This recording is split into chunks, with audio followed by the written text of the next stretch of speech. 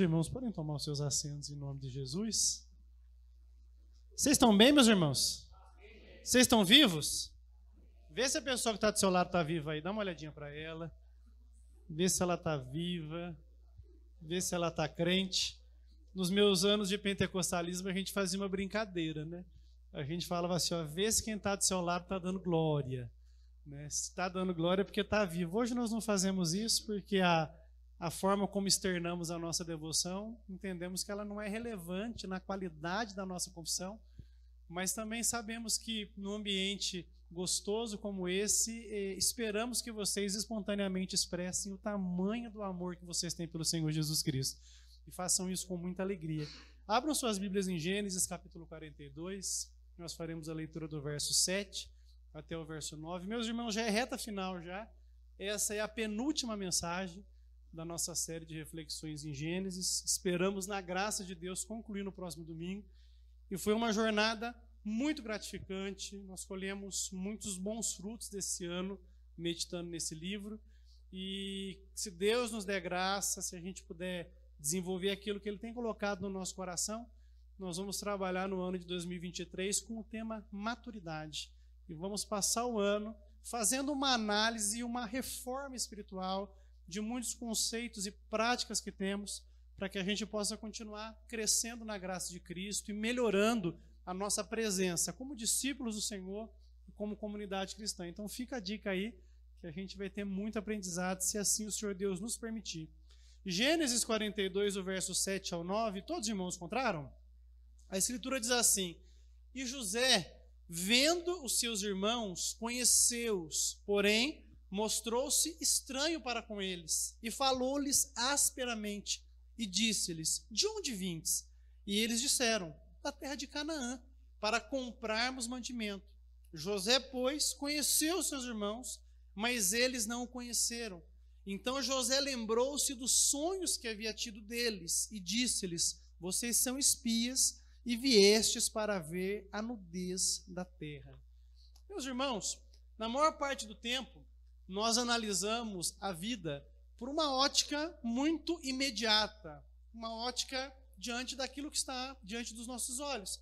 Por exemplo, nós temos uma imensa dificuldade para lidar com o todo das circunstâncias que nós vivemos. Quase sempre, nossas alegrias, nossos lamentos, nossas angústias, nossas preocupações giram em torno de coisas que estão ali próximas de nós. Estou doente, eu perdi meu emprego, eu estou brigado com a minha esposa, eu estou brigado com o meu irmão, o pastor não me viu, não me reconheceu. Na maior parte das vezes, nós lidamos com esse universo particular e enxergamos o mundo dessa forma míope, mais ou menos entendendo o que está diante dos nossos olhos.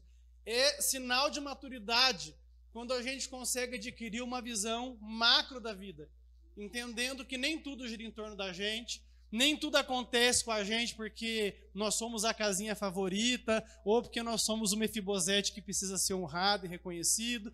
É muito importante que Deus dê para a gente essa visão maior das coisas. E isso é muito importante quando a gente pensa naquilo que nós, cristãos reformados, entendemos como a providência de Deus. R.C. Sproul disse uma das frases que mais consolam o meu coração quando eu enfrento algum revés na vida, ou até mesmo quando eu estou passando algum momento de profunda alegria. Ele disse o seguinte: não há uma partícula de poeira cósmica que esteja fora do escopo da providência soberana de Deus. Isso deve me encorajar a perceber a vida sobre essa ótica. As coisas que estão acontecendo comigo são um pequeno fragmento de um plano que é muito maior do que a minha vida, de um plano eterno de Deus. Então, alguns momentos de tensão que você está passando hoje, que podem estar tirando lágrimas dos seus olhos, são apenas parte de um plano maior que você ainda não conseguiu enxergar, mas que Deus pode, por graça, nos dar discernimento para que a gente não se veja como o centro do universo, mas se veja como alguém que o dono do universo está conduzindo soberanamente segundo a sua vontade. Pastor, por que você fez essa introdução? Porque agora a gente vai pegar uma etapa diferente na história de José. Ele está vivendo o tempo mais importante da sua vida. Ele está vivendo ali, gerindo uma crise mundial como o segundo homem ali de Faraó. Ele tem uma família agora que ele havia perdido, ele tem a sua família agora, ele tem um lar, ele tem um papel, ele tem uma missão. Só que Deus vai colocá-lo agora em rota de colisão com aqueles que 20 e poucos anos atrás haviam vendido ele como escravo. E agora José vai ter que tomar uma decisão. Ele vai ser guiado pelas suas emoções, ele vai ser guiado pelos seus sentimentos, ele vai ser guiado pelos seus traumas, ou ele vai aceitar a vontade do Deus soberano e agir em conformidade com essa vontade. É isso que nós vamos refletir nessa manhã. O maior teste de José começa a acontecer agora. Nós já passamos para os irmãos e situamos vocês um pouco da história. Aquilo que José havia interpretado que aconteceria e aqueles terríveis anos de fome que haveriam de vir como cumprimento do sonho que Deus havia dado a Faraó, estavam acontecendo. Aquela fome, José já havia predito, não atingiria somente o Egito, mas alcançaria todas as nações vizinhas. E isso, obviamente, atingiria os seus irmãos ali onde eles estavam, tão distantes dele. José já havia sido provado de todas as formas. Ele teve que lidar com o ódio que os irmãos tinham dele dentro de casa. Depois com a traição. Depois ele teve que lidar com o fato de ter sido escravizado, ter sido preso injustamente, e agora ele era provado gerindo uma crise. Na minha visão, na minha compreensão, já estava bastante já. Eu olho para um homem desse, Bia, e eu falo assim, não tem por que passar esse homem na moenda mais. Já gemeu demais, já sofreu demais. Mas essa é a minha ótica. Na de Deus, não. E Deus agora vai prová-lo, colocando em contato novamente com os irmãos dele e avaliando a forma como ele vai reagir a isso. Eu sempre costumo brincar, eu uso muito isso nas minhas conversas com a minha esposa, e às vezes com os meus liderados, eu digo assim, Deus não facilita nada. Então, quando a gente pensa que as coisas vão ficar com um pouco mais de calmaria e de tranquilidade, Deus costuma apertar um pouco para que a gente permaneça dependente dele. A Bíblia situa para a gente o que Deus fez para que esse encontro acontecesse. Em Gênesis 42, abra sua Bíblia por gentileza, no verso 1 até o verso 3, nós temos aqui a Escritura situando o cenário para que a gente enxergue esse momento aqui e entenda como que Deus colocou os irmãos de José em contato com ele novamente. A Escritura diz assim, vendo então Jacó que havia mantimento no Egito, disse a seus filhos, por que vocês estão olhando uns para os outros? Disse mais, eis que tenho ouvido que há mantimentos no Egito. Descei para lá, comprai-nos dali, para que vivamos e não morramos. Então desceram os 10 irmãos de José para comprarem trigo no Egito. Irmãos, quem que esses irmãos iam encontrar no Egito quando fossem lá comprar? José, aqueles haviam vendido. A partir desse momento aqui, o plano de Deus, essa providência, essa mão soberana de Deus em ação, vai colocar José e os seus irmãos em um momento de prova, de amadurecimento, de teste de fé. José seria testado no seu caráter, porque um homem, irmãos, pode fracassar quando ele é colocado em uma situação melhor do que aquela situação que ele tinha. Vocês sabem disso. Algumas pessoas não são capazes de lidar com melhora. Se elas tinham uma situação de vida difícil e elas revertem isso e ficam numa situação boa, elas se ensoberbecem. Você vê isso às vezes no trabalho. O camarada, quando ele é uma pessoa mais simples, de baixo escalão, ele é humilde, ele é esforçado, ele faz hora extra. Mas quando ele alcança uma posição maior, ele fica inflado, ele fica cheio. Na igreja acontece isso também. Às vezes o irmãozinho tem no banco, irmãos, ele é ovelhinha de Jesus, mas ele recebe uma atividade de liderança na igreja, ele passa a se achar a casinha favorita. Então, muitas vezes, quando nós temos uma ascensão em nossa vida, o nosso caráter é provado. Deus quer ver em nós o mesmo amor, a mesma lealdade, a mesma fidelidade, a mesma devoção, seja nos momentos em que a gente está no lado mais baixo da vida, ou quando Ele nos coloca em lugares maiores. Porque quem tem o seu caráter testado e aprovado por Deus é a mesma pessoa, na igreja, em casa, no trabalho, na vida comum, não pode ter diferença. Então você não pode deixar que o poder faça com que você se sinta superior, pelo contrário, Jesus nos deu um modelo. Aquele que quiser ser o maior entre vocês, seja servo de todos. Lá fora, crescimento diz que é de baixo para cima. Você está crescendo no reino. Eu sou maior quando eu sou menor do que cada um de vocês. É para baixo. Os pentecostais, eles usavam uma expressão que a gente achava lindo, né? E ela é verdadeira, irmãos. Você tem que descer. Não é? Então, desça nessa manhã em nome do Senhor Jesus Cristo. A nossa dignidade, o nosso valor no reino, ele é do tamanho do serviço que nós nos propomos a fazer para a glória de Deus. Amém, meus irmãos? É digno de nota que José conservou sua integridade. O mesmo José, desse processo de provas, ele era o mesmo quando ele assumiu a posição de liderança no Egito. Isso é maravilhoso. Já os irmãos de José seriam colocados à prova numa outra perspectiva. Porque agora aquilo que eles haviam feito 20 anos atrás e que não havia sido devidamente tratado, seria tratado a partir desse encontro. Deus faria com que eles fossem confrontados pelo pecado que eles haviam cometido.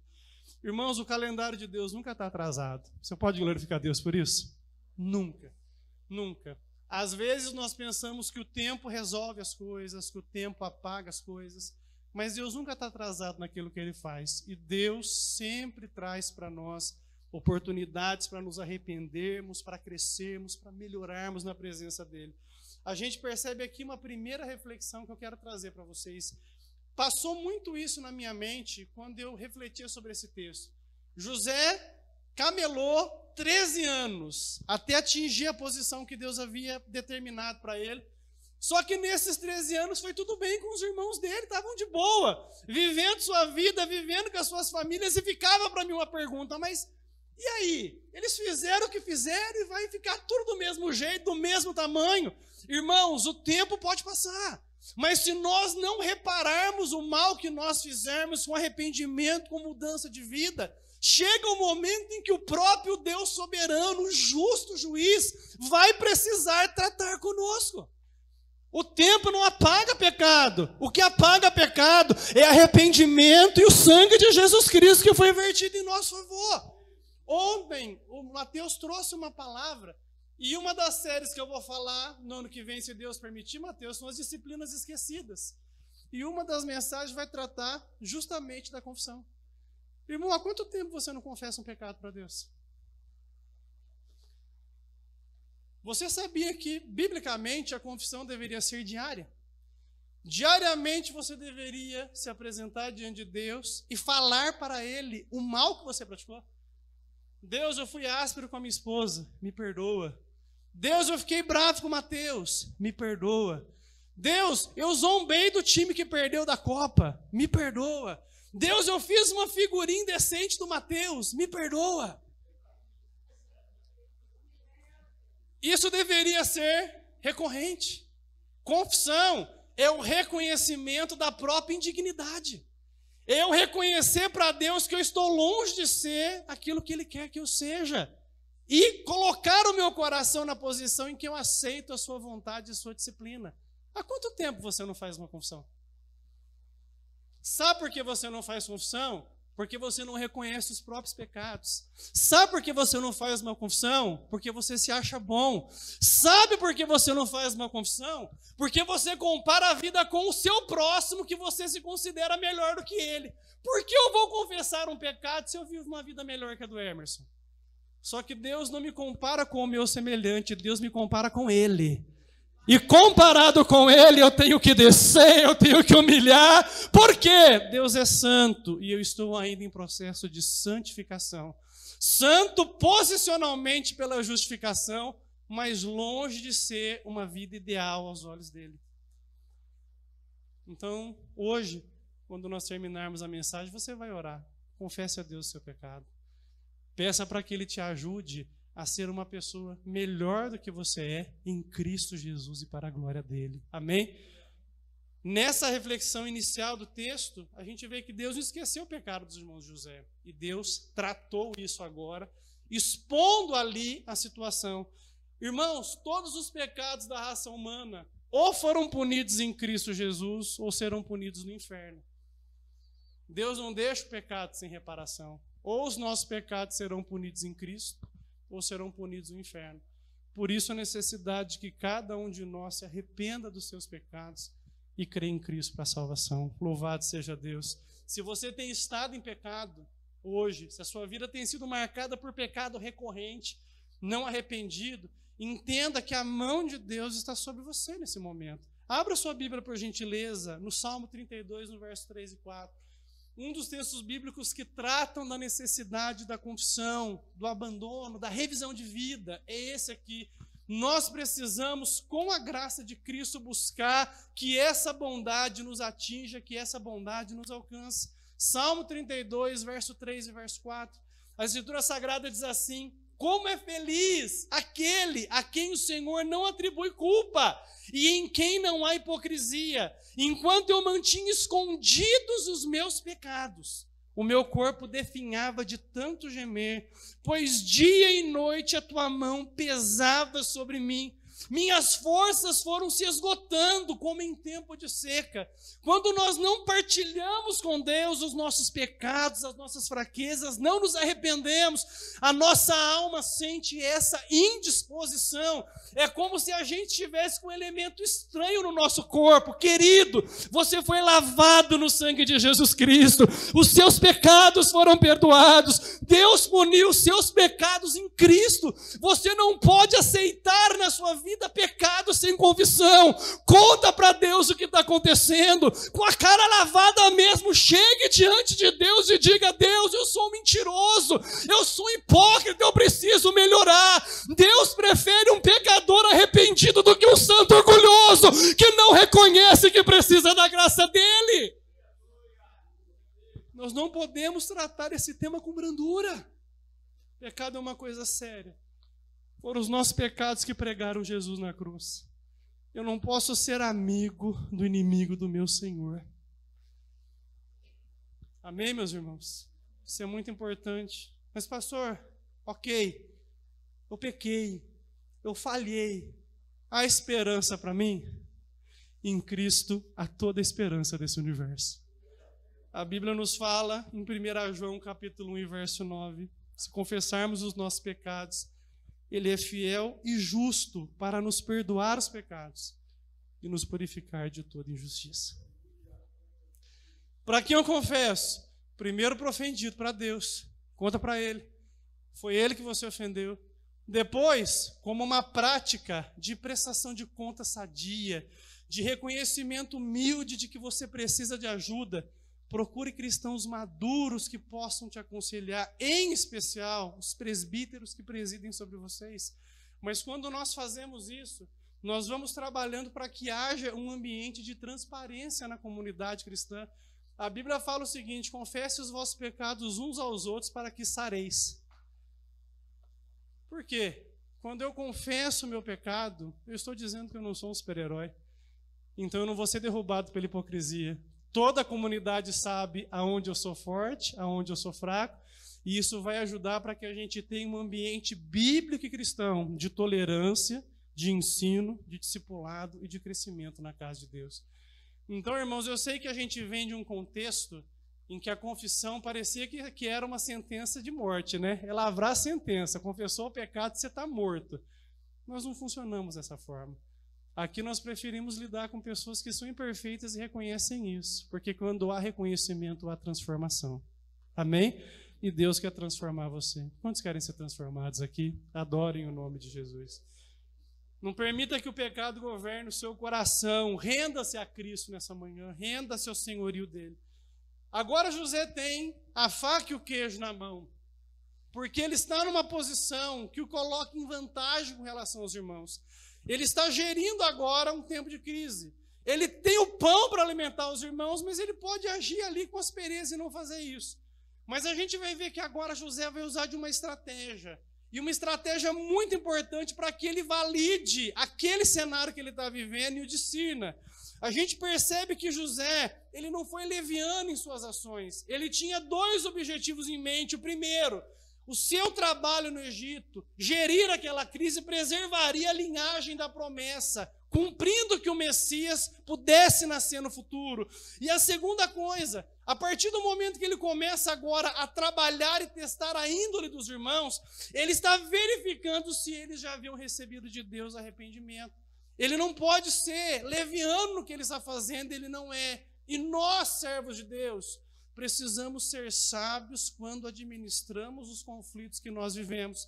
Em Mateus capítulo 10 e no verso 16, a Bíblia diz o seguinte: olha, vocês estão sendo enviados como ovelha ao meio de lobos.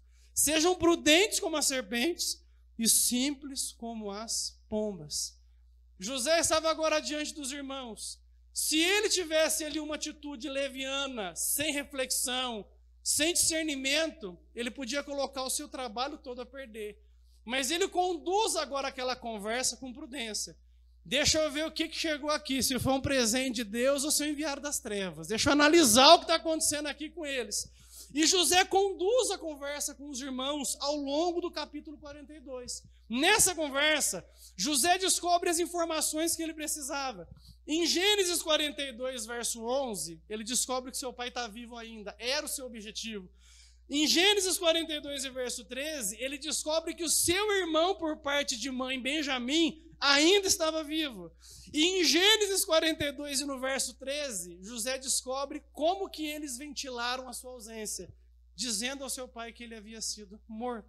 Ele tem agora todo o cenário na mão. Ele já sabe como agir. Irmãos, quantos de vocês estão diante de um cenário de tomada de decisão hoje? Levantem a mão, além do pastor Sérgio. Você já discerniu o cenário? Já fez as perguntas certas?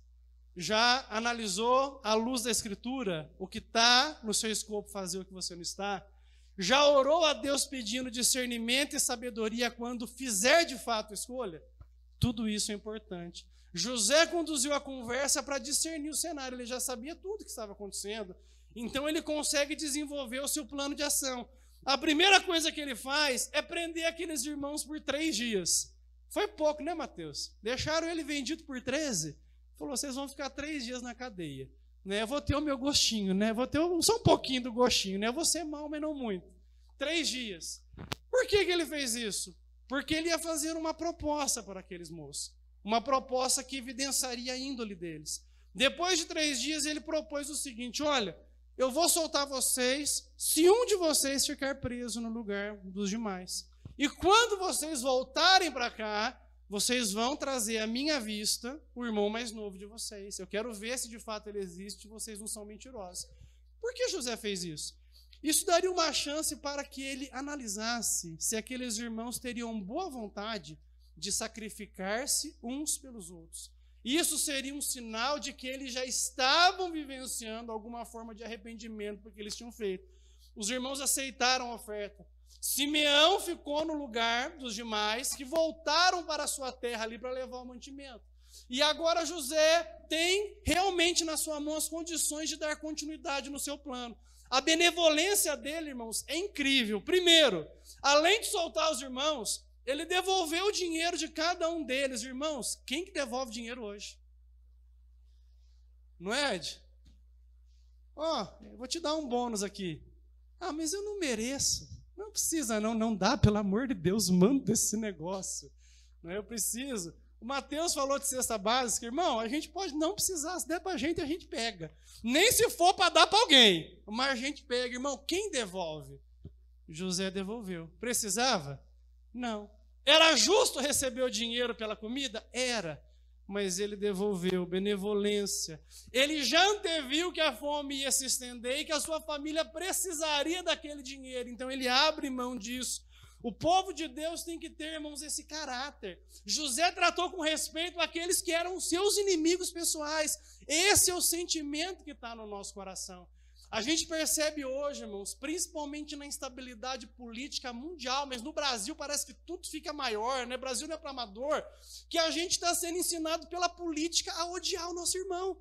Então, se o nosso irmão tem diferenças ideológicas conosco, nós tratamos eles com desdém, como se ele não merecesse o nosso amor, nossa simpatia, nossa compaixão. Irmãos, esse não é o espírito do evangelho. Se o teu inimigo tem fome, dá para ele de comer. Se tem sede, dê para ele de beber. Nós somos o povo da não violência, nós somos os pacificadores, os que são reconhecidos como filhos de Deus, porque reconciliam os irreconciliáveis.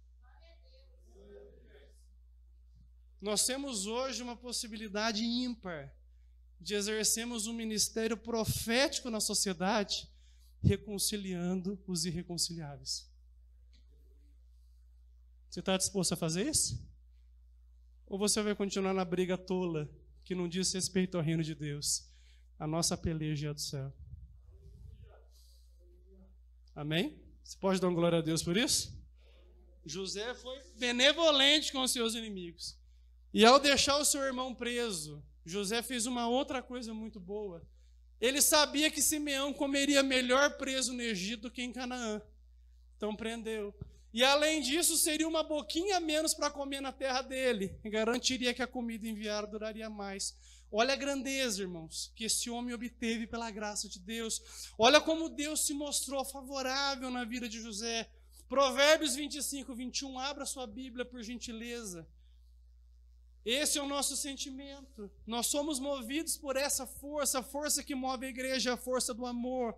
Nós somos nutridos e saciados pelo amor de Deus para amarmos sinceramente o nosso semelhante. Ainda que o nosso semelhante seja uma treva, nós amamos ele, porque nós somos treva também em algum aspecto. Abra sua Bíblia em Provérbios 25, verso 21. A Escritura diz assim: se o teu inimigo tiver fome, dá-lhe pão para comer. Se tiver sede, dá-lhe água para beber. Amém? Então ame seu próximo. Ainda que esse próximo seja complicado. Viu, irmã Neve? Trate de me amar. Me ame. Não é fácil. Me ame, se esforça. Se esforça porque Jesus amou você. Amém? Que linda obra Deus fez no coração de José. Dele ser capaz de ser bom com quem foi mal com ele. Perceba que José não estava sendo conduzido pelas suas emoções. Ele estava sendo conduzido pelo mandamento de Deus de ser uma nova criatura. Nós não podemos ser guiados pelas nossas emoções. Ainda falando do amor, Mateus 5,44 diz assim, essa palavra de Jesus: eu, porém, vos digo, ame os seus inimigos, bendigam os que vos maldizem, façam bem aos que vos odeiam, e orem pelos que vos maltratam e vos perseguem, para que sejais filhos do vosso Pai que está no céu. Esse é o mandamento da igreja. Pouco importa as suas línguas estranhas se você não ama. Pouco importa a sua espiritualidade assim explosiva se você não ama. Pouco importa a sua sapiência teológica se você não ama. Pouco importa você ser membro de uma igreja reformada se a reforma não alcançou o seu coração, fazendo você amar o seu semelhante. Amém? Ame. Não seja guiado pelos seus traumas, pelas dores que você sofreu, pelas dores que você sentiu. O maior fracasso que nós podemos ter em vida é ser guiado pelos nossos sentimentos. O homem e a mulher de Deus andam por fé, seguindo a Escritura e sendo dirigido por ela. Eu não ando pelos meus sentimentos, os meus sentimentos são enganosos. Eu ando por aquilo que eu creio. E por aquilo que a Bíblia manda eu fazer de uma forma normativa. A maior vitória que o diabo teve contra a igreja foi quando ensinou a igreja a doutrina do eu sentir. Irmão, me ajuda com isso. Eu vou orar para ver se Deus me dá uma direção. Direção foi dada. Sejam servos uns dos outros. A direção já está dada aqui. Irmão, você pode me ajudar? Vou fazer uma visita. Eu não estou sentindo de fazer. Mas a Bíblia manda visitar quem precisa. Por que você quer um sentimento de uma coisa que a Bíblia já manda fazer? O eu sentir é diabólico. O eu sentir autentica que você viva o egoísmo da sua vida e que você faça do seu senso de recompensa pessoal o que dirige a sua vida. Chama o camarada para cantar ou para pregar, para estar aqui em cima com o microfone. Ele não quer sentir, não. Eu vou, pastor. Eu vou porque eu tenho que ser firme e constante, sempre abundante no nome do Senhor. Irmão, vamos limpar o banheiro. Pastor, acho que eu não fui chamado para isso, não. Acho que o Senhor está me diminuindo fazendo isso. Cuidado com o eu sentir. Jeremias 17,9 diz assim: enganoso é o coração, mais do que todas as coisas, ele é perverso. Quem o conhecerá? Então, se o meu coração diz não, mas a palavra de Deus diz sim, eu tenho que obedecer a palavra de Deus, ainda que isso me doa. Amém, meus irmãos? Então, desconfie de pessoas que dizem que fazem a vontade de Deus se elas não leem as suas Bíblias. Como é que você pode fazer a vontade de Deus se você não a conhece, você não a lê, você não a estuda? Que vontade que você está fazendo? Cuidado! 2 Coríntios 5:7, andamos por fé e não por vista. Eu preciso acreditar que essa palavra é de Deus e me esforçar para vivê-la, porque cada passo que eu dou de obediência à palavra, o caráter de Cristo vai sendo moldado em mim e eu vou sendo transformado de glória em glória. Cuidado com eu sentir. Aí eu senti de fazer uma oração pelo Toninho. Não, eu tenho que orar por ele todo dia. Aí eu senti de dar um abraço. Não, você tem que abraçar todos. Você não tem que esperar sentimentos para amar, para servir, para fazer. Isso é falsa espiritualidade, isso não é cristão. Jesus não subiu numa cruz porque sentiu. Ele subiu numa cruz para cumprir a palavra de Deus e para obedecê-lo. Se livrem dessa falsa religião perigosa. O eu sentir faz com que a gente autentique pecados grosseiros de omissão. Cuidado, cuidado, cuidado. Acreditar é fazer acontecer. Se você acredita, você faz. Amém? Tem glória nessa hora ou está pesado? Irmão, nem comecei. A pior parte vai vir aqui agora. Você segura aí. Aperte o cinto que hoje eu estou... Desceu aqui, a unção do João Batista desceu. É hoje. Hoje eu vou entregar todo o recado de Deus para vocês, né? Então vocês aguentam. Bem, agora chega o momento que todo mundo está esperando em Gênesis, que é quando José vai se revelar aos irmãos. Gênesis 42, do verso 19 ao 20, nós vamos ver aqui a proposta que José fez para os seus irmãos. A proposta para que eles voltassem agora com Benjamim. Abram sua Bíblia. A Escritura diz assim: se sois homens de retidão, que fique um de vossos irmãos preso na casa de vossa prisão, e vós ide, levai mantimento para a fome de vossa casa, e trazei-me o vosso irmão mais novo, e serão verificadas vossas palavras, e não morrereis. E eles assim fizeram. E aí, agora em Gênesis 43, verso 3, a fome continuou. E agora eles têm que obedecer o que José falou. A fome era gravíssima na terra. E aconteceu que, como acabaram de comer o mantimento que trouxeram do Egito, disse-lhe seu pai: voltai, comprai-nos um pouco de alimento. Mas Judá respondeu-lhe dizendo: fortemente nos protestou aquele homem, dizendo: não vereis a minha face se o vosso irmão não vier convosco. José queria saber como que esses irmãos tratariam o seu irmão caçula Benjamim. Era a prova máxima que eles tinham que passar. E agora ele lança esse desafio: quando vocês voltarem para cá, Benjamim tem que vir junto. O que José queria com isso? José queria deixar desnudada as intenções deles, sua índole, seu caráter, seus valores. E o que nós vemos no texto, conforme nós vamos lendo 43 e 44, é que de fato Deus já estava trabalhando neles para o arrependimento. Eu vejo isso em 3 situações que eles demonstraram com suas atitudes. Em Gênesis 43, verso 9, eles dão garantia a Jacó que trariam Benjamim de volta. Ó, Benjamim não vai morrer, a gente vai proteger ele com a vida. Uma mudança, porque não fizeram isso com José. Segunda coisa, eles levaram de volta o dinheiro que receberam. Olha, irmãos, que coisa boa. Então, eles entenderam que aquilo podia ser uma obra de Deus, mas eles não se deixaram valer, eles devolveram. Eles entenderam que só é nosso o que a gente é capaz de entregar. Você só sabe se uma coisa é sua, não quando você prende, mas quando você a solta. Amém? Se voltar para você, é sua. Você pode glorificar o nome de Jesus por isso? Terceiro, quando eles chegam diante de José, eles se inclinam perante ele, mostram uma atitude de submissão. Eles já não são arrogantes mais. Eles se submetem àquele que está dando a eles oportunidade de vida, há uma mudança. José prepara um banquete para eles, coloca eles sentados na ordem de nascimento. Eles ficam maravilhados com isso. Como é que esse camarada sabe a ordem que a gente nasceu? Tudo isso era o pano de fundo, era José preparando o coração deles para se revelar para eles. Foi agora que José dá a tacada de mestre. eles terminam aquele momento de banquete, eles se regalam com José, tão felizes, e José os despede. E José coloca a sua taça dentro do saco de mantimento que estava com Benjamim. E quando eles vão embora, José pede que os seus mordomos ali vão até eles, interrompam a volta deles, para localizar esse objeto que supostamente havia sido furtado. E aí eles ficam assombrados. Não, a gente é reto, a gente não faz uma coisa dessa. Se tiver com um de nós esse objeto roubado, que essa pessoa seja morta. Não é? E estava com quem, irmãos? Justo com Benjamim. Porque Deus não facilita nada. Aqueles irmãos ficaram desesperados. Nós prometemos para o nosso pai que a gente levaria Benjamim de volta. Agora, irmãos, a gente espera no texto que o caráter deles apareça. Eles vão deixar Benjamim, como deixaram José, ou eles vão interceder por Benjamim, mostrando que já eram novas pessoas. A resposta foi dada na Bíblia.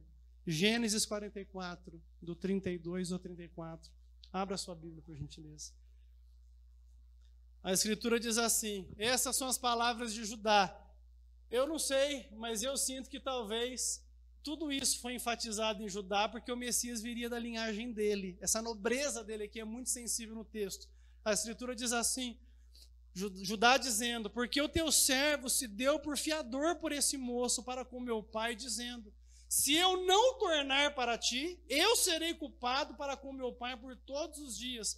Agora, pois, que fique eu no lugar desse moço por escravo de meu senhor, e que suba o moço com os seus irmãos. Porque como subirei eu a meu pai, se o moço não for comigo, para que não veja eu o mal que sobrevirá a meu pai?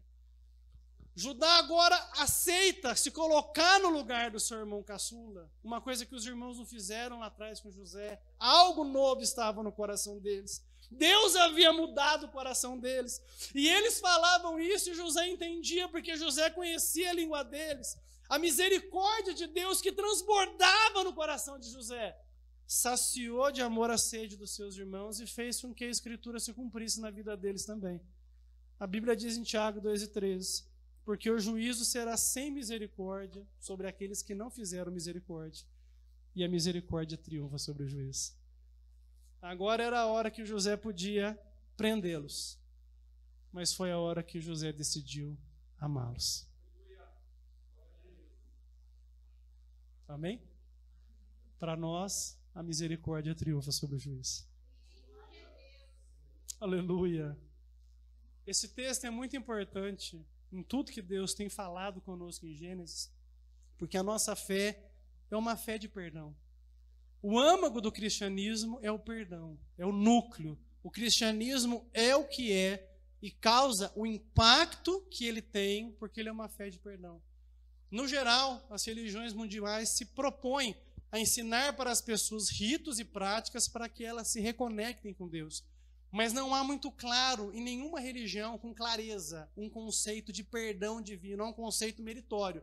Façam por merecer o paraíso que a nossa religião promete para vocês. No cristianismo não é assim. Deus decidiu livremente, graciosamente, perdoar pecadores que não merecem o seu perdão. Se essa verdade já foi revelada ao meu coração, já foi revelada ao seu coração, você vai entender porque Deus leva tão a sério o perdão. Irmão, se existe uma coisa que Deus exige de nós como atitude, é que sinceramente perdoemos uns aos outros. Algum irmão já feriu você? Levanta a mão. Agora a pergunta honesta, você já feriu alguém?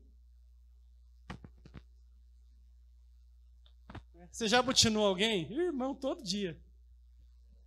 Todo dia. É a sua chance, Rodrigo. Os humilhados serão exaltados. Aleluia! Louvado seja Deus. Deus exige de nós uma atitude de perdão. Por quê? Se nós fomos perdoados sem merecer, devemos estender perdão, mesmo aqueles que na nossa ótica humana e adâmica não merecem o perdão também. Mateus capítulo 6, verso 14 e 15, abra sua Bíblia por gentileza. A Escritura diz assim: porque se perdoardes aos homens as suas ofensas, também o vosso Pai Celestial vos perdoará a vós. Se, porém, não perdoardes aos homens as suas ofensas, também o vosso Pai não vos perdoará as vossas ofensas. Quem aqui já foi perdoado por Deus? Então perdoe sinceramente quem feriu você. Você pode estar hoje paralisado por não perdoar os seus ofensores. A falta de perdão nos escraviza, porque quando não perdoamos, a gente está cometendo pelo menos 3 pecados. O primeiro, nós estamos nos colocando no lugar de Deus, querendo ser juízes de nossas próprias causas. Deus abomina um coração que age assim. A Bíblia diz que somente Deus é juiz e a vingança pertence somente a Ele. Em nenhum sistema jurídico do mundo eu posso ser juiz da minha própria causa. Não funcionaria assim no cristianismo. Eu sou servo e eu tenho um juiz que está sentado no céu. Não vou me colocar em lugar de juiz, até porque o meu juízo pode privilegiar o meu ponto de vista. Mas Deus vê com clareza todas as coisas. Amém, meus irmãos? Segundo pecado, quando não perdoamos, demonstramos que ainda entendemos a nossa relação com Deus e com o próximo de forma meritória. Se a graça de Cristo não sacrificar o teu mérito, você é somente um pecador travestido de religioso.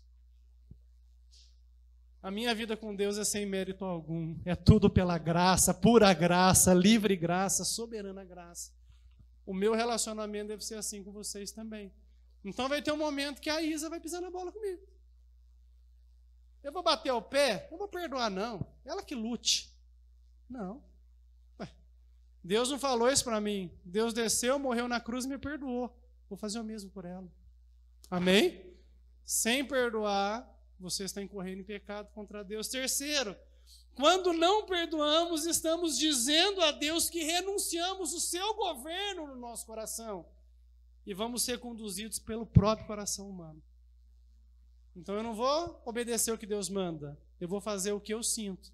E se eu fizer isso, eu já não sou regido por Deus. Isso é um pecado grave.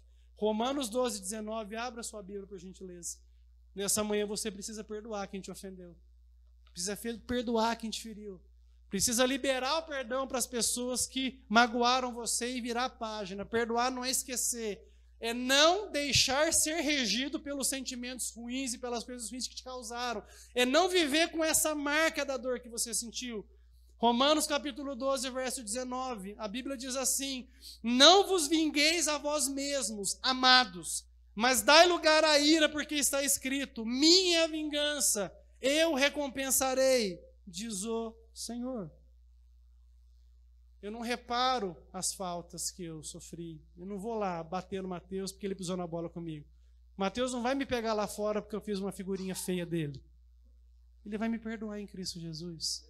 E ele vai deixar que o justo juiz pleiteie pelas causas nossas. Amém?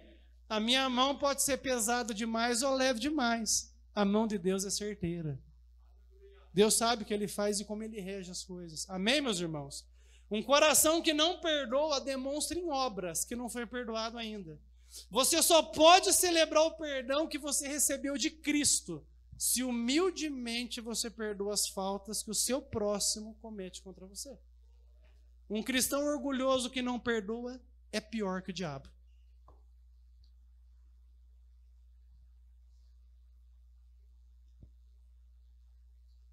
Perdoe nessa manhã. O seu perdão custou o sangue de Cristo.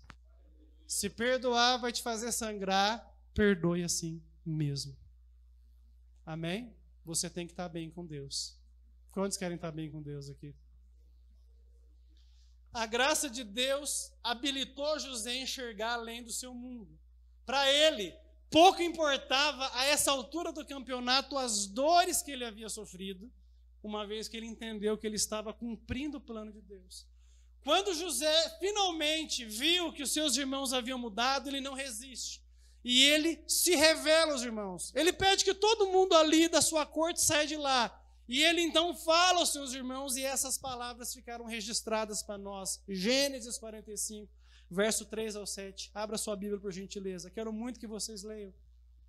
José demonstrou que ele não ia ser governado pelas dores que ele sofreu. Ele mostrou em Atos a própria graça que havia o salvado.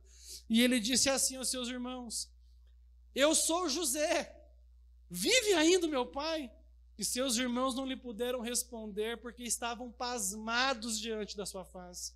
E disse José a seus irmãos: eu peço-vos, chegai-vos a mim, não tenham medo. Chegaram-se então e disse ele: eu sou José, o vosso irmão, aquele que vocês venderam para o Egito. Agora não fiquem tristes, não pese os vossos olhos por me haveres vendido para cá, porque para a conservação da vida Deus me enviou na frente de vocês. Porque já houve 2 anos de fome no meio da terra, e ainda restam 5 anos em que não haverá lavoura nem cega, pelo que Deus me enviou adiante de vós para conservar a vossa sucessão na terra e para guardar-vos em vida por um grande livramento. Eu fui moído, eu sofri, vocês fizeram canalice comigo, mas Deus virou isso em nosso favor. As dores que eu tive por causa de vocês vão ser a causa da sua própria salvação, porque o trabalho que eu estou fazendo está garantindo para vocês um grande livramento. Aleluia! Glória a Deus! O Evangelho trata exatamente disso. Deus decidiu generosamente mostrar graça para pessoas que Ele escolheu salvar, pessoas que não merecem essa graça que Ele amorosamente proporciona. Assim como os irmãos de José, o povo que Deus salvou na cruz não merece o seu perdão. Assim como os irmãos de José, esse povo deveria ser tratado com todo rigor, mas Deus decidiu que para eles a misericórdia triunfaria sobre o juízo. Deus fez isso graciosamente. A Bíblia diz em João capítulo 3, verso 17 e 18 o seguinte: porque Deus enviou seu Filho ao mundo, não para que condenasse o mundo, mas para que o mundo fosse salvo por ele. Quem crê nele não é condenado, mas quem não crê já está condenado, porque não crê no nome do unigênito Filho de Deus. Eu e você merecemos essa condenação. Nossos pecados ofendem a santidade de Deus. Deus manda amá-lo sobre todas as coisas, e nós amamos o mundo que Deus criou. Deus manda não adulterarmos e olhamos com pecado para o próximo. Deus manda não darmos falso testemunho e somos mentirosos, fofoqueiros e caluniadores. Deus manda não roubarmos o que é nosso e não honramos e não valorizamos a propriedade privada. Deus ama amarmos os semelhantes e tratamos eles com desdém. Nós pecamos dia após dia contra a lei e os mandamentos de um Deus santo que exige de nós santidade. Os seus pecados ofendem a santidade de Deus e você deve tratá-los com rigor. E como fazemos isso? Confiando na justiça de Deus. A justiça de Deus que está em Cristo Jesus, na sua redenção, na sua morte em prol dos pecadores. A Bíblia diz em Romanos capítulo 3, do verso 23 e do verso 26, pois todos pecaram, não alcançaram o padrão da glória de Deus, mas Ele, em sua graça, nos declara justos por meio de Cristo Jesus, que nos resgatou do castigo por nossos pecados. Deus apresentou Jesus como sacrifício pelo pecado, com o sangue que Ele derramou, mostrando assim a sua justiça em favor dos que creem. No passado, Ele se conteve e não castigou os pecados antes cometidos, pois planejava revelar a sua justiça no tempo presente. Com isso, Deus se mostrou justo, condenando o pecado, e justificador, declarando justo o pecador que crê em Jesus. Assim como Deus fez José sofrer para salvar seus irmãos, Ele enviou Jesus para sofrer pela sua noiva, pela sua eleita. José sangrou pelos seus irmãos e Cristo sangrou para lavar os pecados da sua igreja, do seu povo, do povo que Ele escolheu para a salvação. Por isso eu convido você nessa manhã a ter a mesma atitude que os irmãos de José tiveram com ele. Quando os irmãos de José entenderam que a vida deles estava nas mãos de José, ainda não reconhecendo como seu irmão, A Bíblia fala que eles se ajoelharam com a cara no pó. E eles reconheceram ali que havia uma posição de autoridade. Se nós podemos comer, se nós estamos salvos, é porque você tem garantido comida para a gente.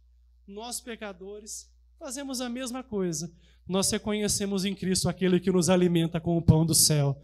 Nós reconhecemos em Cristo aquele que nos garante salvação por um grande livramento. O livramento do fogo do inferno, porque Cristo levou sobre si a ira que estava destinada a nós. O Salmo 2, o verso 12, convida que cada pecador reconheça a autoridade do Filho e se submeta a Ele, dizendo o seguinte: sujeitem-se ao Filho para que Ele não se ire e vocês não sejam destruídos de repente, pois a sua ira se acende no instante. Felizes, porém, todos aqueles que nele se refugiam. Jesus é aquele que, como José, perdoou os seus irmãos. Você pode glorificar Ele por isso? Ele perdoa todos que humildemente se rendem a Ele, aceitando o seu evangelho de salvação. E a minha oração é que nessa manhã, como José fez, Ele abrace cada um de nós com seu perdão. Fique de pé, em nome de Jesus Cristo.